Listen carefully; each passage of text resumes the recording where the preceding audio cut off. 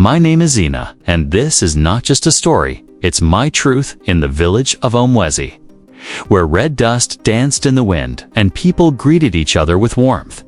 I always felt like a shadow. Not because I was invisible to the world, but because I was invisible to the people who should have loved me the most, my own parents. From the moment I could walk, the world revolved around my older brother, Kenzo.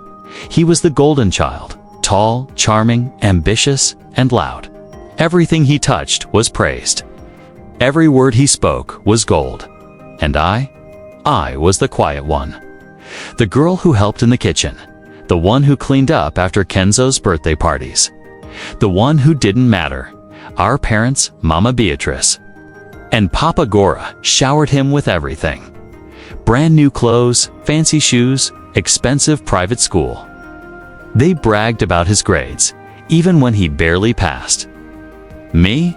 I made top of my class more than once. They never noticed. They said I should focus on being a good wife one day. But life has its twists. At 19, I fell in love with a boy named Moji. He was sweet, respectful, and kind. He didn't have money, but he had something I never had from my family. He saw me. He loved me for who I was, not for what I could do for him. When I got pregnant, my parents were furious. Not because I was young, but because Moji was poor. They called him a nobody and warned me that if I stayed with him, I would ruin my life. But I had already learned to live without their approval. I chose love. Moji and I moved into a small house on the edge of the village. He worked odd jobs. I sold handmade soaps and shea butter at the market. It wasn't much, but we were happy. And when our daughter Ayanda was born, it felt like the world had given me a reason to believe again. Ayanda was beautiful. Her skin was the color of roasted coffee beans. Her eyes wide like the morning sky. She giggled when the wind tickled her cheeks. She made me feel whole. Then came the sickness. It started with a cough, then fever. Then her tiny body grew weaker. We rushed to the clinic, but it was too far, and help came too late. I held her in my arms as she took her final breath. She was only 6 months old. My world shattered. My Ruby cried in silence beside me. But I was frozen. My arms still wrapped around her tiny frame, praying, hoping she'd open her eyes again. Oh, she didn't. The next morning, we dug a small grave behind the house. I didn't want her buried far away.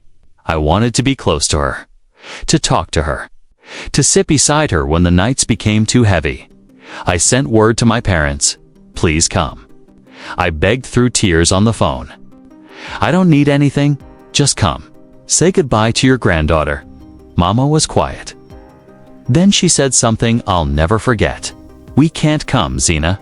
Kenzo's having his birthday party today. He's rented the villa with the pool. We've already made plans. I thought I misheard her. What? I asked, my voice shaking. It's his 30th. Everyone will be there. You know how important it is for him? We'll come tomorrow, she replied, casually. Like she was skipping a regular visit, not her grandchild's funeral. I dropped the phone. My body trembled. Moji rushed in, but there was nothing he could do. Nothing anyone could say. My heart had been pierced, not by death, but by betrayal. They chose Kenzo's party over Ayanda's funeral. That afternoon, while I kneeled beside my daughter's grave, placing white flowers on the red earth, my parents were laughing at a pool party, dancing, drinking wine, taking pictures with Kenzo and his wealthy friends. The music echoed through the village, the sound of celebration, the sound of my replacement. I didn't cry at the grave. My tears had dried. My soul had burned. But the silence in my heart was louder than any scream. This was only the beginning. After the funeral, time stood still. Moji tried to hold me at night, but I had become a ghost. I walked through our little home like a shadow. I stopped going to the market. I stopped speaking, not out of anger, but because I had nothing left. To say I'd screamed every scream inside my soul. I'd wept until my chest burned. Now, only silence remained. The villagers began to notice. Mama Nuru from across the lane brought me food each morning, boiled cassava and plantain. Sometimes, pepper soup. She never stayed long. She'd place the bowl down gently by the door and whisper, "Zina, eat." Even if it's just a little. I never replied. I would just sit beside Ayanda's grave, fingers tracing the smooth stones we'd arranged in. A heart around her resting place dot every day. I waited for the sound of footsteps. I waited for my mother's perfume. For my father's deep voice. For them to arrive, even late, and sit beside me in grief. But the footsteps never came. Instead, I heard stories. People from the village who had gone to Kenzo's party told others what they saw. The party was wild, one girl said at the well. They had fireworks, imported champagne, even a live DJ from Lagos. Someone else added, Kenzo wore white linen like he was a prince. And the parents, they danced the whole night. Not a single word about Zina or the baby. Those words floated through the wind, into my ears, into my heart. Every detail, a knife. And when I finally opened my mouth to speak after weeks of silence, I whispered, "I no longer have parents, Moji." Watched me like he was watching someone drowning. "Zina," he said, "one evening, I know you are hurt. But holding this in will destroy you." I turned to him slowly and said, "They already destroyed me." His eyes filled with tears, but he said nothing. What could he say? He too had lost Ayanda. But he hadn't lost what I had, the last illusion that I was ever truly loved by. My family. One afternoon, while washing Ayanda's old clothes to donate to another mother in need, I came across her tiny white dress, the one she wore the day she first sat up on her own. It smelled faintly of shea butter. I collapsed. Not just because I missed her, but because I realized no one, not my mother, not my father, ever held her with the love I felt. They had lost nothing. I had lost everything. I thought about writing them a letter. But what would I say? "Dear Mama and Papa, thank you for choosing confetti over your granddaughter's coffin." So, I didn't write, but the silence became loud in their absence. Weeks passed, then months. People in the village began whispering less. At first, my story was on everyone's lips. Did you hear what Zina's parents did? How can anyone be that heartless? But gossip is like wind. It moves quickly, then vanishes. Still, the scars remained. One day, I passed by the community center and saw a little girl playing with a balloon. She looked up at me and smiled. For a brief moment, I imagined Ayanda, how she would have looked had she lived. She might have laughed. My chest ached so deeply I had to sit down. That night, I made a decision. I can't stay stuck in this pain, I told Moji, my voice barely above a whisper. I have to rise. He looked at me with wide eyes, a hint of relief in his expression. What do you want to do? I want to build something. Something that reminds me of her, but also frees me from her grave. I began with what I knew. Healing. My grandmother, Mama Nia, had taught me how to mix herbs, how to grind she, how to speak to women about their bodies, their skin, their fears. So I returned to the market, this time not to sell someone else's ideas, but to create something of my own. I named my stall Ayanda's Grace. I made soaps with lavender and neem, oils for scars, creams that cooled sunburn, mams that smelled of lemongrass and eucalyptus. Women started coming. First 2, then 5, then 20. They didn't just buy my products. They sat with me, they talked. Some cried, some laughed. And slowly, something in me began to thaw. I was still grieving, but now I was moving. By the end of the year, Ayanda's Grace became more than a market stall. It became a sanctuary, a place where women gathered, healed, and grew stronger. I trained young girls to mix oils. I taught them the power of plants. I reminded them that their stories, even the painful ones, had purpose. One morning, while sweeping the front of my shop, I heard someone whispering behind me. "Isn't that Zena, the one whose parents abandoned her?" "Yes," the other voice replied. "And look at her now. She's stronger than all of them." But fate has a way of turning tables. It started with Kenzo. After the pool party, he began investing in a chain of lounges across nearby towns. His parties grew wilder, his circle bigger, but his decisions? Reckless. 2 years after Ayanda's death, I received word that Kenzo's businesses were crumbling. He owed money. Some of his partners sued him, others vanished with his investments. The one prince of the family was now struggling to pay rent for his fancy apartment in the city. I said nothing, but deep down, I wondered, would this finally open my parents' eyes? Then came the visit. I was at the shop, arranging glass jars of body butter, when I saw them, Mama and Papa, standing across the road. For a moment, I thought I was hallucinating. They were older, worn, not the confident people I remembered. They crossed over slowly. "Zena," Papa said, his voice hoarse. "Can we speak?" I stood still. "Speak," I said coldly. Mama tried to smile. "We've been hearing about your shop. We're proud of you, my daughter." I didn't blink. "Proud?" I asked, my voice cutting. "You're proud of a daughter you buried the moment she needed you." Papa looked down. "We made a mistake.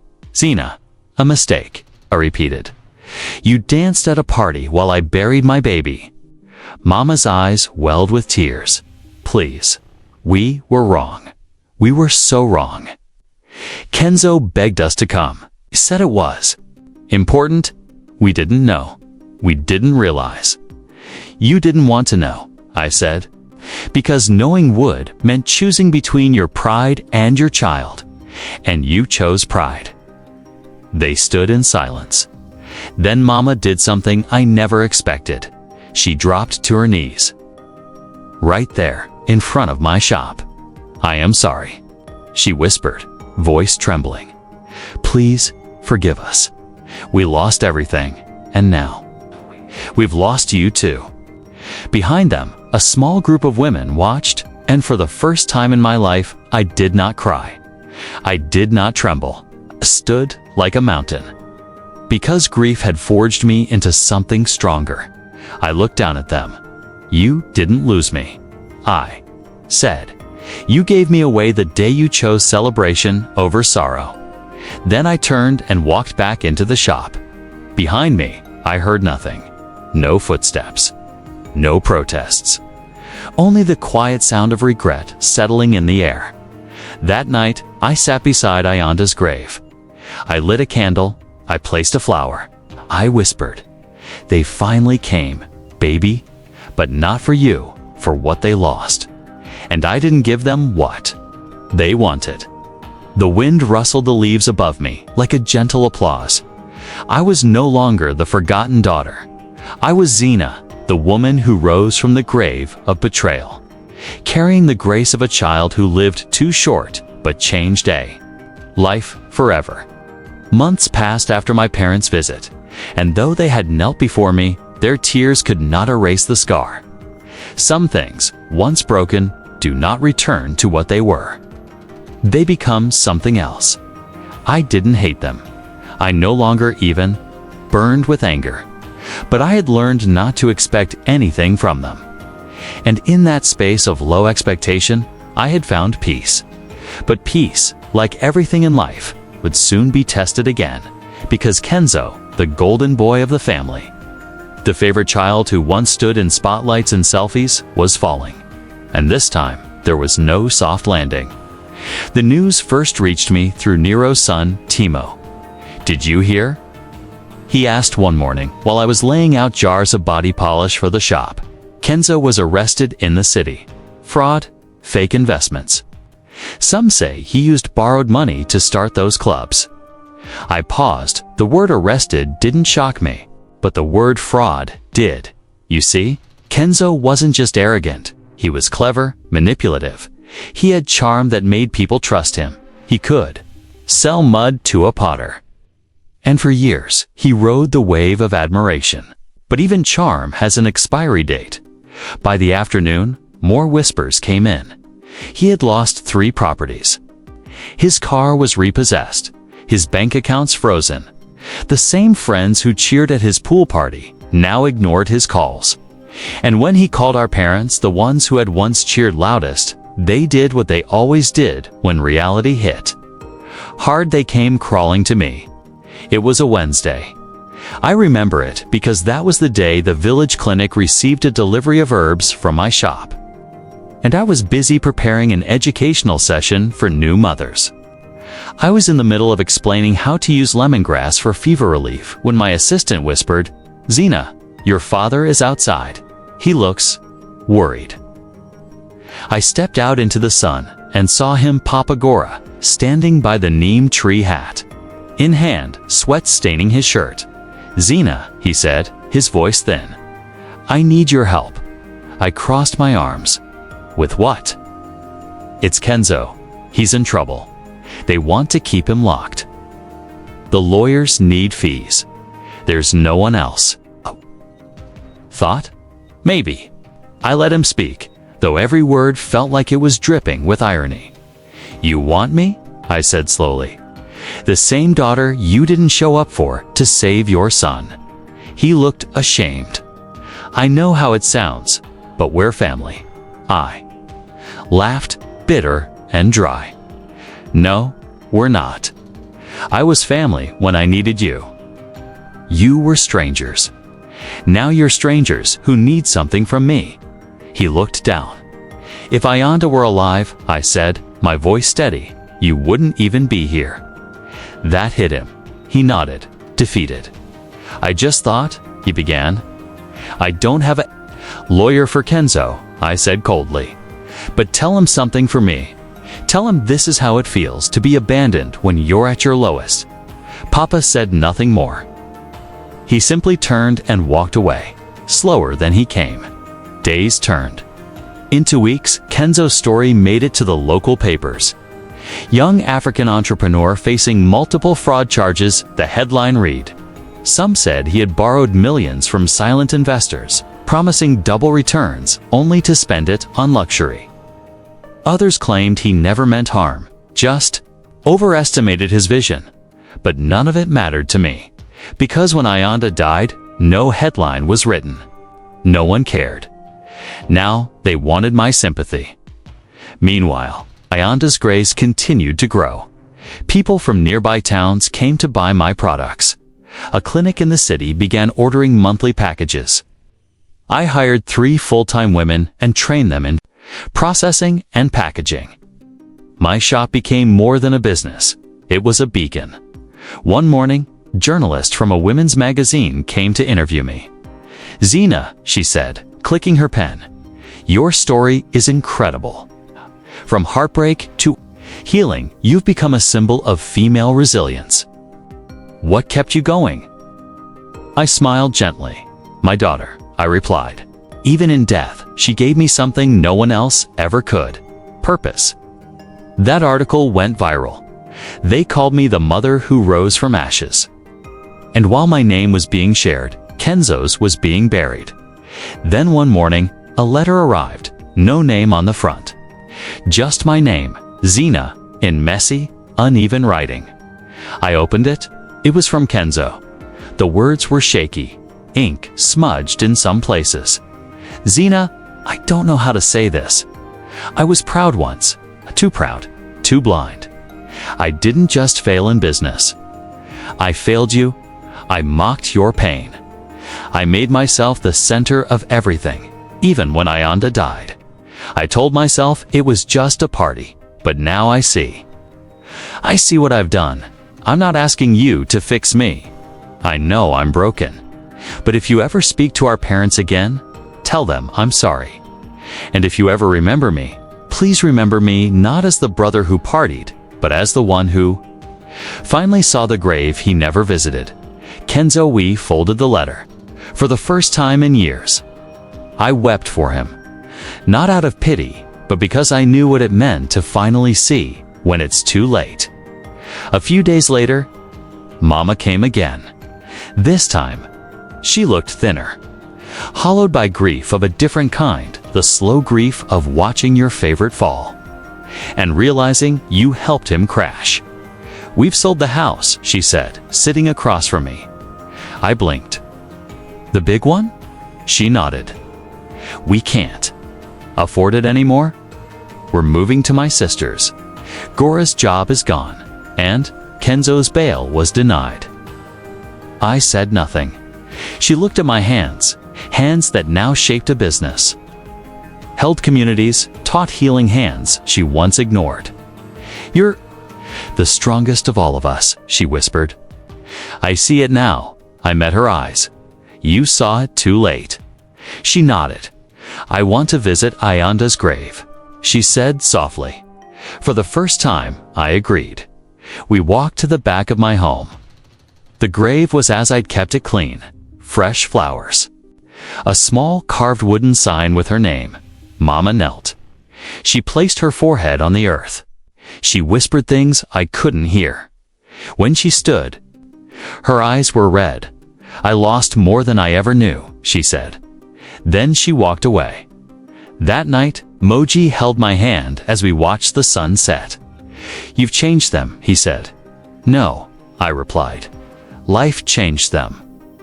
I just stopped bleeding, so they could see their own wounds." He kissed my forehead. "You're more than a mother. You're a mirror." Time has a strange way of revealing truths we once tried to bury. By the third year after Ayanda's death, the world had changed. Not just the world outside, but the world inside me. I was no longer the quiet girl who waited for love from those who withheld it. I was no longer the weeping mother begging for family at a graveside. I was Zena, the woman the village now watched with respect. The one they whispered about, not with pity, but admiration.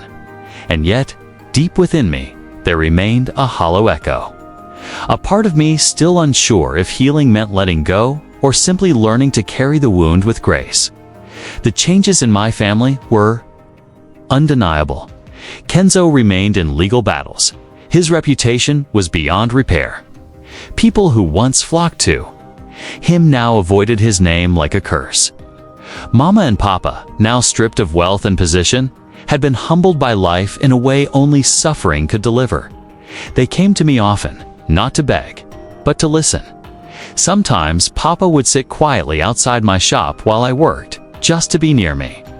Sometimes Mama helped wash herbs or sweep the front steps, and never asked for forgiveness again. They knew now it wasn't something they could demand. It had to be earned, if ever. Still, I kept a line between us. Not out of vengeance, but survival. Too much closeness with people who once abandoned you can reopen the cracks.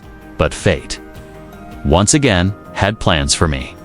One morning, a woman from the city council visited. She was tall, confident, her voice smooth like river stones. "I've heard of you, Zena," she said. "You've built more than a shop here. You've built a movement. The women you've trained are now suppliers across districts. You've created employment, mentorship, and healing. We want to partner with you."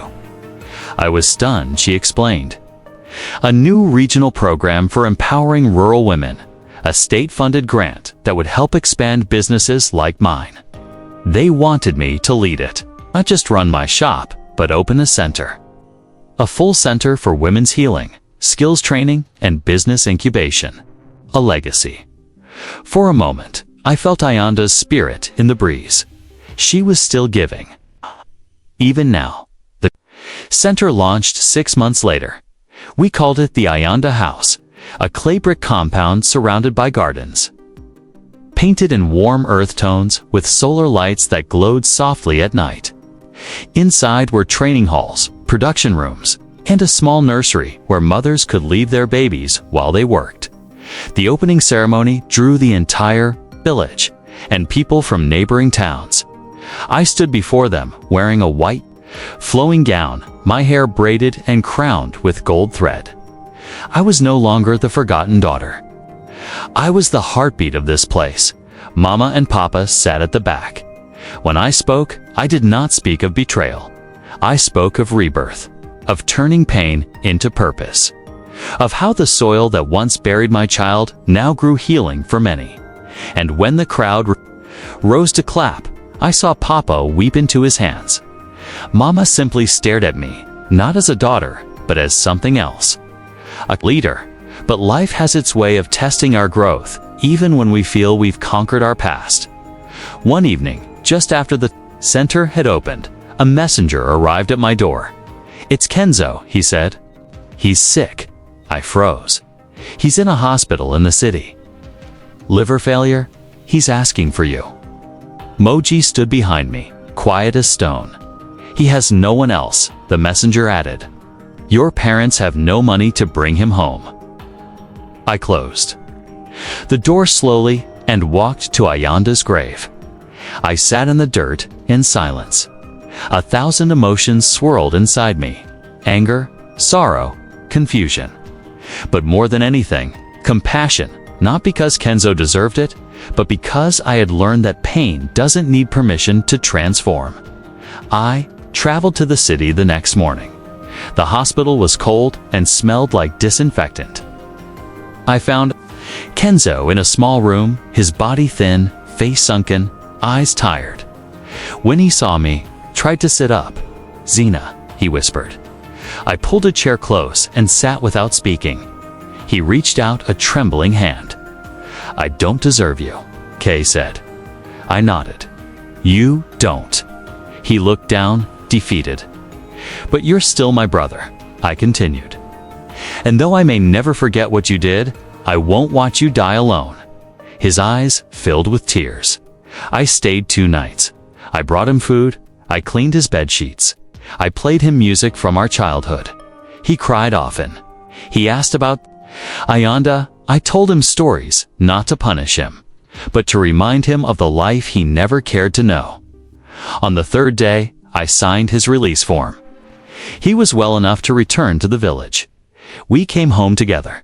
The sight of Papa helping Kenzo walk into the yard broke something in me. Not out of sadness, but from witnessing, finally, a moment of humility in my family that was real.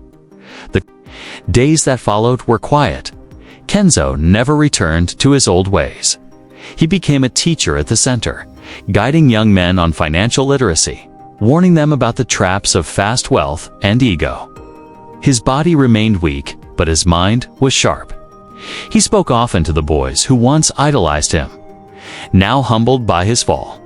One day, while sitting with him under the mango tree, he turned to me and said, "I used to think you were weak." I smiled, and now I know you were made of something none of us understood. The center thrived. More women came.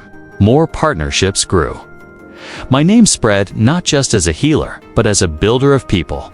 And though I never fully welcomed my parents back into my home, I allowed them to live close. We spoke sometimes. We ate together on Ayanda's birthday. And though forgiveness came slowly, it came honestly. One evening, Ame walked with me to the grave. She placed a rose on the soil. "I don't expect you to ever forget," she said. "But I hope you see that losing her woke me up." I didn't reply. Instead, I took her hand and placed it on my heart. I still carry her here, every single day. And now, maybe I can carry a piece of you too. Years passed, and with each one, the wind carried new seasons over the village of Umwezi.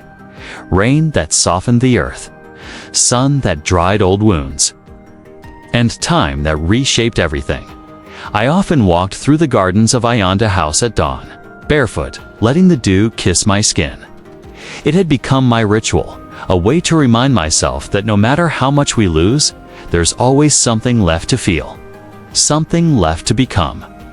One morning, I stopped under the baobab tree near the grave. A young girl, one of the new Apprentices stood there, staring at the name carved into the wood. Ayanda, beloved daughter. Who was she?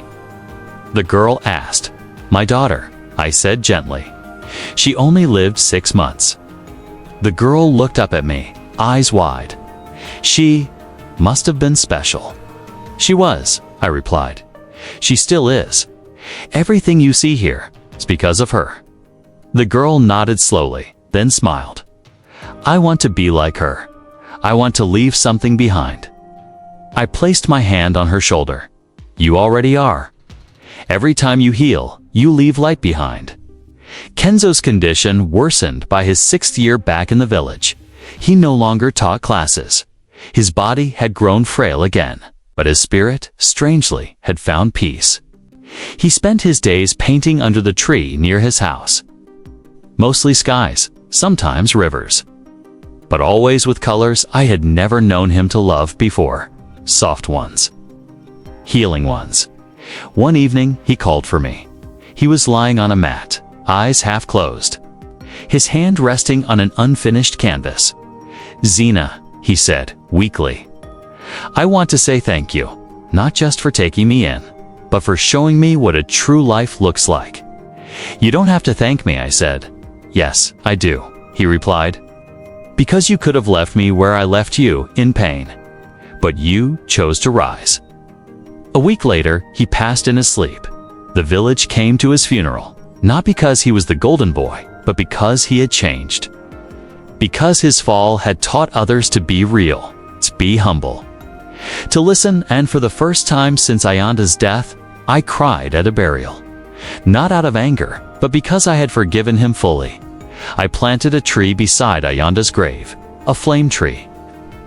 Its red blossoms glowed like fire against the sky, a symbol of life reborn from ash.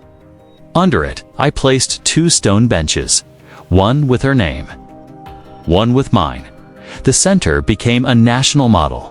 Women came from distant villages. Donors offered grants. Government officials visited to learn. But for me, it was never about the attention. It was about the girl who once knelt at a grave alone, the one no one showed up for. She had become the woman who built an empire of healing. Then came the invitation, a global women's summit in Nairobi. They asked me to speak. Tell your story, the letter read. Not because it is tragic, but because it is triumphant. I stood on the stage in front of 1,000 women, lights above me, cameras recording. But in my heart, I was back at that small red grave. I took a breath. My name is Zina. I began. And once I buried my baby. Alone, the room went still. My parents chose a party over her funeral. My brother laughed while I wept. And for a long time, I thought that pain would destroy me. But it didn't. It built me. I told them about Ayanda, about betrayal, about grief, about the silence that followed, and how, slowly, I found my voice again. When people leave you in your darkest hour, I said, you have 2 choices, become smaller or become the light. I chose the light. When I finished, the room rose in applause.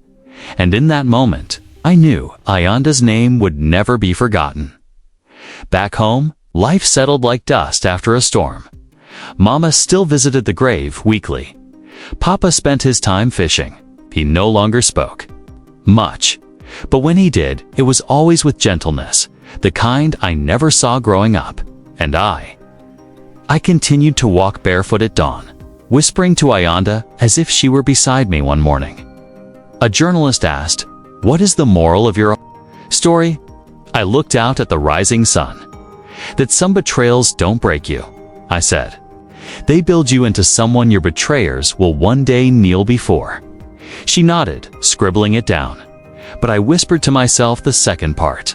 The part only Ayanda would understand. And when they kneel, it's not for revenge. It's to witness the miracle they never believed you could become. Thank you for watching this powerful African family drama.